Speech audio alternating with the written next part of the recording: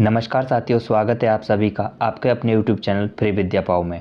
दोस्तों, आज है 18 मई 2022 और 18 मई 2022 से करंट अफेयर्स के जितने भी इम्पोर्टेंट क्वेश्चन बन सकते हैं वो हम आज के इस वीडियो में डिस्कस करेंगे। ये करंट अफेयर्स के क्वेश्चन आगे आने वाली सभी प्रतियोगी परीक्षाओं की दृष्टि से बहुत ही इम्पोर्टेंट होने वाले हैं।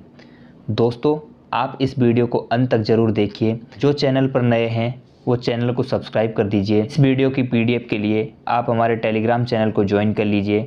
टेलीग्राम चैनल की लिंक आपको इस वीडियो की डिस्क्रिप्शन में मिल जाएगी। तो दोस्तों, अब ज़्यादा देरी न करते हुए चलिए आज का ये वीडियो शुरू करते हैं।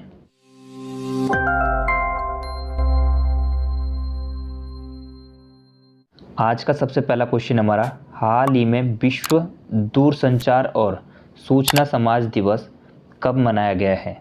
तो इसका सही आंसर हो जाएगा आपका ऑप्शन डी 17 मई। तो दोस्तों, 17 मई को विश्व दूरसंचार और सूचना समाज दिवस मनाया जाता है। हर साल 17 मई को विश्व दूरसंचार और सूचना समाज दिवस मनाया जाता है। इस दिवस को मनाने का उद्देश्य इंटरनेट और अन्य सूचना और संचार प्रौद्योगिकी इस्तेमाल से समाज और अर्थव्यवस्था को आगे ले जाया जा सके। विश्व दूरसंचार दिवस 2022 के लिए दोस्तों थीम वृद्ध व्यक्तियों और स्वस्थ उम्र बढ़ाने के लिए डिजिटल प्रौद्योगिकी है। अगला क्वेश्चन हमारा, हाल ही में राष्ट्रीय डेंगू दिवस कब मनाया गया है?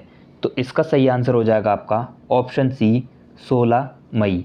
तो दोस्तों, 16 मई को पूरे भारत में राष्ट्रीय डेंगू दिवस मनाया जाता है। राष्ट्रीय डेंगू दिवस भारत में हर साल 16 मई को डेंगू के बारे में जागरूकता पैदा करने के साथ साथ भारत में संचरण प्रसार का मौसम शुरू होने से पहले वायरल बीमारी के नियंत्रण के लिए निवारक उपायों और तैयारी को तेज़ी से करने के लिए मनाया जाता है। यह स्वास्थ्य एवं परिवार कल्याण मंत्रालय की एक पहल है। डेंगू एक वायरल बीमारी है जो डेंगू वायरस DENV 14 सीरोटाइप के कारण होती है। अगला क्वेश्चन हमारा, मई 2022 में किस दिन को बुद्ध जयंती या बैसाखी बुद्ध पूर्णिमा के रूप में मनाया जाता है? तो इसका सही आंसर हो जाएगा आपका ऑप्शन बी 16 मई। तो दोस्तों, 16 मई को बुद्ध जयंती या बैसाख पूर्णिमा के रूप में मनाया जाता है। बुद्ध जयंती या बैसाखी बुद्ध पूर्णिमा या बैसाख के रूप में भी जाना जाता है। बुद्ध पूर्णिमा का त्यौहार गौतम बुद्ध के जन्म प्रतीक है। उन्होंने बोधि वृक्ष की छाया में ज्ञान प्राप्त किया और मई की पूर्णिमा के दिन बोध गया में गौतम बुद्ध बन गए। सत्य की शिक्षा देने के 45 वर्षों के बाद जब वे 80 वर्ष के थे, उन्हें कुशीनारा में निर्वाण सभी इच्छाओं का परित्याग प्राप्त हुआ। नेक्स्ट क्वेश्चन हमारा, अंतर्राष्ट्रीय प्रकाश दिवस हर साल कब मनाया जाता है? तो इसका सही आंसर हो जाएगा आपका ऑप्शन सी 16 मई। तो दोस्तों, 16 मई को पूरे वर्ल्ड में प्रकाश दिवस के रूप में मनाया जाता है। अंतर्राष्ट्रीय प्रकाश दिवस हर साल 16 मई को मनाया जाता है। यह 1960 में वैज्ञानिक और इंजीनियर थियोडोर मैमन द्वारा लेजर के पहले सफल ऑपरेशन की याद में मनाया जाता है। यह दिवस विज्ञान, संस्कृति और कला, शिक्षा और सतत विकास और चिकित्सा, संचार और ऊर्जा के विविध क्षेत्रों में प्रकाश की भूमिका का जश्न मनाता है। अगला क्वेश्चन हमारा, किस कंपनी ने अंबुजा सीमेंट्स और उसकी सहायक ACC में $10.5 मिलियन में स्विस सीमेंट प्रमुख होलिस्म की हिस्सेदारी हासिल करने की घोषणा की है? तो इसका सही आंसर हो जाएगा आपका ऑप्शन डी अडानी समूह। दोस्तों, अंबुजा सीमेंट और उसकी सहायक कंपनी ACC में $10.5 बिलियन में स्विस सीमेंट प्रमुख होलिस्म की हिस्सेदारी हासिल करने की घोषणा की है। बात अडानी ग्रुप की हुई है, तो अडानी ग्रुप की स्थापना हुई थी 1988 में। संस्थापक गौतम अडानी, हेडक्वार्टर अहमदाबाद में, MD और CEO हैं गौतम अडानी। गौतम अडानी ने अंबुजा सीमेंट्स और उसकी सहायक एसीसी में खुली पेशकश सहित स्विस सीमेंट प्रमुख होलिस्म की हिस्सेदारी 10.5 मिलियन डॉलर लगभग 81,361 करोड़ रुपए में हासिल करने की दौड़ जीत ली है। अंबुजा सीमेंट में होलिस्म की 63.19% और एसीसी में 4.48% की हिस्सेदारी है। एसीसी में अंबुजा सीमेंट की 50.05% हिस्सेदारी है। अडानी परिवार इन दोनों कंपनियों में गैर प्रवर्तक शेयरधारकों से 26% हिस्सेदारी खरीदने की खुली पेशकश करेगा। अगला क्वेश्चन हमारा, हाल ही में व्यवसायों और डीलरों द्वारा वस्तु एवं सेवा कर पंजीकरण में कौन सा राज्य शीर्ष स्थान पर रहा है? तो इसका सही आंसर हो जाएगा आपका ऑप्शन ए, महाराष्ट्र। बात महाराष्ट्र की हुई है दोस्तों, तो महाराष्ट्र के बारे में जान लेते हैं। महाराष्ट्र की स्थापना हुई थी 1 मई 1960 को। मुंबई राजधानी है इसकी, सबसे बड़ा शहर भी मुंबई है।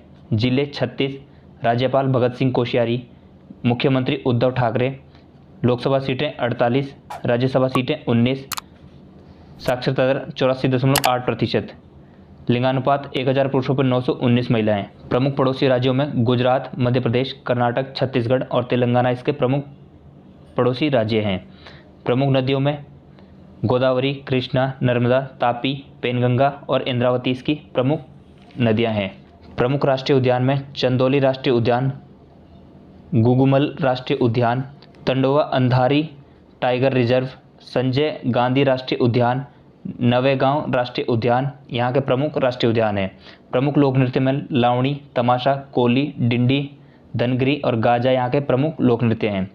प्रमुख पर्यटन स्थल में एलिफेंटा की गुफाएं, औरंगाबाद, भीमाशंकर मंदिर, गणपति फूले महाबलेश्वर, लोनावाला व खंडाला, पेंच राष्ट्रीय उद्यान, दौलताबाद, अजंता की गुफाएं, एलोरा की गुफाएं यहाँ के प्रमुख पर्यटन स्थल हैं। प्रमुख बांध में मूला बांध, कोयना बांध, पाशे बांध, मुल्शी बांध, उझानी बांध और जैकवाड़ी बांध यहाँ के प्रमुख बांध है दोस्तों। व्यवसायों और डीलरों द्वारा वस्तु एवं सेवा कर पंजीकरण में महाराष्ट्र और उत्तर प्रदेश शीर्ष पर हैं और इनके बाद गुजरात और तमिलनाडु हैं। महाराष्ट्र में 1.48 मिलियन सामान्य जीएसटी भुगतान करता है जो मासिक आधार पर कर का भुगतान करते हैं, जबकि उत्तर प्रदेश में 1.33 मिलियन ऐसे करदाता हैं। गुजरात में 1.09 मिलियन सामान्य और संरचना करदाता हैं, जबकि तमिलनाडु में 1.06 मिलियन जीएसटी पंजीकरण है। नेक्स्ट क्वेश्चन हमारा, हाल ही में कौन सा देश मई 2022 में भारत से आधा मिलियन टन गेहूं खरीदने के लिए सहमत हुआ है? तो इसका सही आंसर हो जाएगा आपका ऑप्शन सी, मिस्र।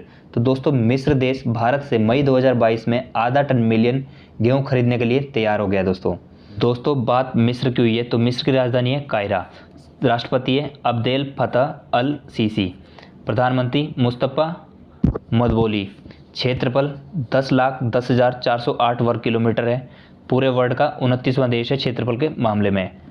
मुद्रा है इजिप्टियन पाउंड। मिस्र की सरकार भारत से आधा मिलियन टन गेहूं खरीदने पर सहमत हो गई है। मिस्र दुनिया से सबसे बड़े गेहूं आयातकों में से एक है। काला सागर के मार्ग से अनाज निर्यात के विकल्पों की तलाश कर रहा है, जो रूस के यूक्रेन पर आक्रमण के कारण व्यवधानों का सामना करना पड़ रहा है। दोनों ही मिस्र के प्रमुख गेहूं निर्यातक हैं। मिस्र के पास 4 महीने का रणनीतिक भंडार और 6 महीने का वनस्पति तेल है। नेक्स्ट क्वेश्चन हमारा, बुद्ध जयंती के शुभ अवसर पर प्रधानमंत्री नरेंद्र मोदी 16 मई 2022 को किस देश में पहुंचे? तो इसका सही आंसर हो जाएगा आपका ऑप्शन सी, नेपाल। दोस्तों बात नेपाल की हुई है, आइए नेपाल के बारे में जानते हैं। नेपाल की राजधानी का नाम है काठमांडू, राष्ट्रपति विद्या देवी भंडारी, प्रधानमंत्री शेर बहादुर देउबा, क्षेत्रफल 1,47,516 वर्ग किलोमीटर, पूरे वर्ल्ड का 93वां देश है क्षेत्रफल के मामले में। मुद्रा है नेपाली रुपया। प्रधानमंत्री मोदी नेपाल के प्रधानमंत्री माननीय शेर बहादुर देउबा के निमंत्रण पर 16 मई 2022 को लुम्बिनी नेपाल का दौरा करेंगे। वह बुद्ध जयंती के शुभ अवसर पर माया देवी मंदिर में पूजा अर्चना भी करेंगे। वह लुम्बिनी मठ क्षेत्र में इंडिया इंटरनेशनल सेंटर फॉर बौद्ध कल्चर एंड हेरिटेज के शिलान्यास समारोह में भाग लेंगे। अगला क्वेश्चन है हमारा, कौशल विकास और उद्यमिता मंत्रालय MSDE ने MSDE अधिकारियों के लिए क्षमता निवारण कार्यक्रम आयोजित करने के लिए निम्नलिखित में से किस संस्थान के साथ भागीदारी की है? तो इसका सही आंसर हो जाएगा आपका option C, Indian school of business. दोस्तों, कौशल विकास और उद्यमिता मंत्रालय ने इंडियन स्कूल ऑफ बिजनेस के साथ MSDE के अधिकारियों के लिए क्षमता निर्माण कार्यक्रम आयोजित करने के लिए साझेदारी की है। दोस्तों, बात हुई है इंडियन स्कूल ऑफ बिजनेस की, तो इसकी स्थापना हुई थी 2001 में। संस्थापक रजत गुप्ता और अनिल कुमार हैं। डीन मदन पिल्लू तल्ला है। चेयरमैन हरीश मनवानी है। कौशल विकास और उद्यमिता मंत्रालय MSDE ने MSDE अधिकारियों के लिए क्षमता निर्माण कार्यक्रम आयोजित करने के लिए Indian school of business ISB के साथ साझेदारी की है। MSDE के विभिन्न डिवीजनों में कुल 120 अधिकारियों 30 प्रति बैच ISB हैदराबाद और मोहाली परिसरों में 5 दिवसीय व्यापक आवासीय प्रशिक्षण करेंगे। अगला क्वेश्चन हमारा, हाल ही में सीमेंस इंडिया बोर्ड ने स्वतंत्र निदेशक के रूप में किसे नियुक्त किया गया है? तो इसका सही आंसर हो जाएगा आपका ऑप्शन ए, सिंधु गंगाधरन। तो दोस्तों, सिंधु गंगाधरन को सीमेंस इंडिया बोर्ड में स्वतंत्र निदेशक के रूप में नियुक्त किया गया है। दोस्तों, बात सीमेंस की हुई है, तो सीमेंस की स्थापना 1 अक्टूबर 1847 में हुई। संस्थापक Werner von Siemens. Headquarter Munich Germany में है। चेयरमैन है दोस्तों Jim Hagemann Snabe. CEO Ronald Busch. SAP labs India के वरिष्ठ उपाध्यक्ष और MD सिंधु गंगाधरन और SAP यूजर इनेबलमेंट की हेड को सीमेंस इंडिया बोर्ड में एक स्वतंत्र निदेशक के रूप में नियुक्त किया गया है। वह अमेरिका आधारित क्वाल्ट्रिक्स टाइटन कंपनी लिमिटेड और SAP के एयरलूप जैसे कठिन संगठनों के बोर्ड में कार्यरत हैं। 2021 में वह लगातार दूसरी बार नेस्कॉम कार्यकारी परिषद के लिए भी चुनी गई थी। अगला क्वेश्चन हमारा, हाल ही में किस भारतीय शहर में COP15 का आयोजन किया गया है? तो इसका सही आंसर हो जाएगा आपका ऑप्शन डी, नई दिल्ली। तो दोस्तों, नई दिल्ली में COP15 का आयोजन किया गया है। बात दोस्तों दिल्ली की हुई है, तो दिल्ली की स्थापना हुई थी 1 फरवरी 1992 में। राजधानी नई दिल्ली में। जिले 11। उपराज्यपाल अनिल बैजल। मुख्यमंत्री अरविंद केजरीवाल। उप मुख्यमंत्री मनीष सिसोदिया। राज्यसभा सीटें 3, लोकसभा सीटें 7। साक्षरता दर 86.21%।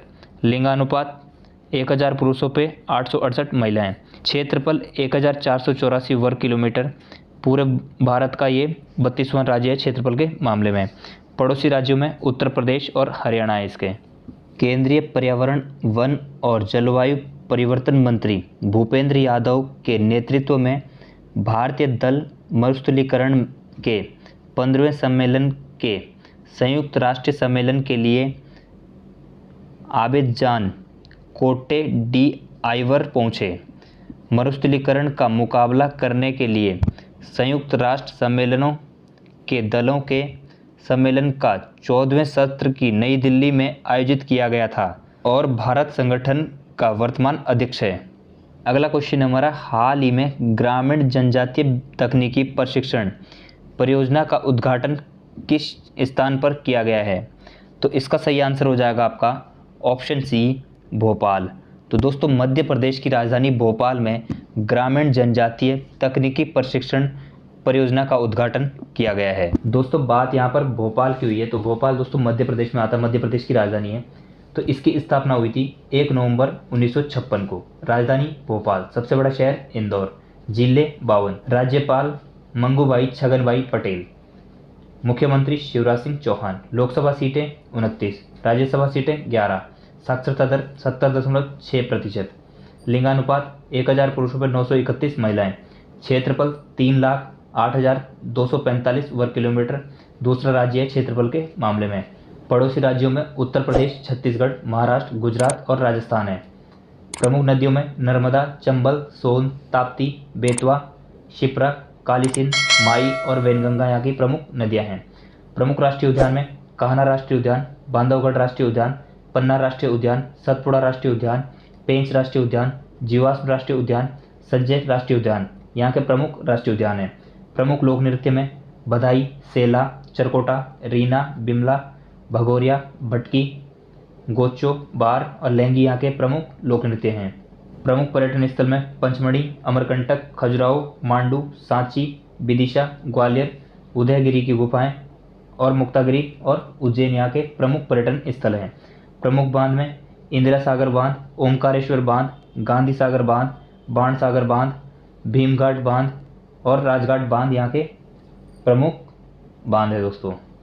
Centre for research and industrial staff performance crisp Bhopal में आदिवासी युवाओं के कौशल ग्रामीण आदिवासी तकनीकी प्रशिक्षण के लिए पायलट प्रोजेक्ट का शुभारंभ किया गया है।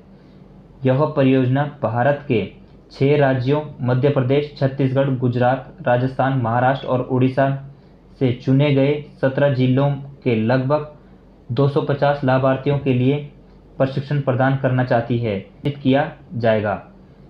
यही प्रशिक्षण युवाओं को अपना व्यवसाय शुरू करने को सक्षम बनाएगा। अगला क्वेश्चन हमारा, हाल ही में किस राज्य में आयोजित उत्कर्ष समारोह को प्रधानमंत्री नरेंद्र मोदी ने संबोधित किया है?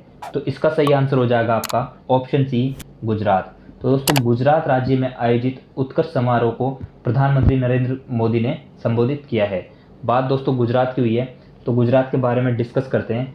गुजरात की स्थापना हुई थी 1 मई 1960 को। राजधानी गांधीनगर, सबसे बड़ा शहर अहमदाबाद, जिले 33, राज्यपाल आचार्य देवव्रत, मुख्यमंत्री भूपेंद्र भाई पटेल, लोकसभा सीटें 26, राज्यसभा सीटें 11, साक्षरता दर 82.4%, लिंगानुपात 1000 पुरुषों पर 919 महिलाएं, क्षेत्रफल 1,96,024 वर्ग किलोमीटर और ये दोस्तों पूरे भारत का 5वां राज्य है क्षेत्रफल के मामले में। पड़ोसी राज्यों में राजस्थान, मध्य प्रदेश और महाराष्ट्र इसके पड़ोसी राज्य हैं।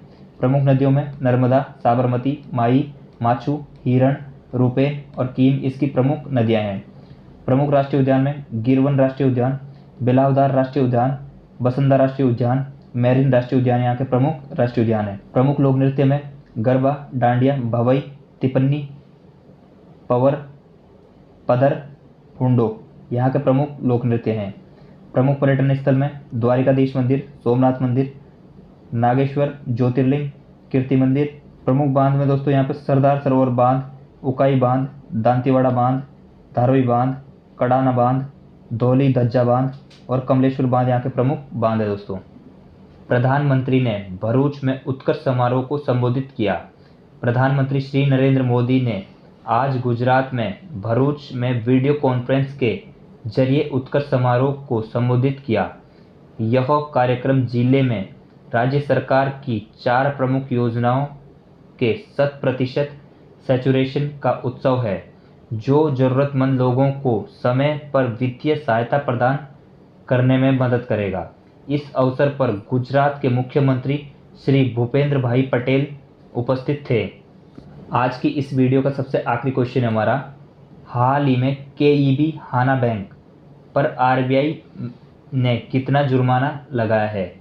तो इसका सही आंसर हो जाएगा आपका ऑप्शन ए, 59 लाख। तो दोस्तों आरबीआई ने केईबी हाना बैंक पर 59 लाख रुपए का जुर्माना लगाया है। दोस्तों बात यहाँ पर केईबी हाना बैंक की हुई है। इसकी स्थापना 1967 में हुई थी और दोस्तों इसका हेडक्वार्टर सियोल में, दक्षिण कोरिया में।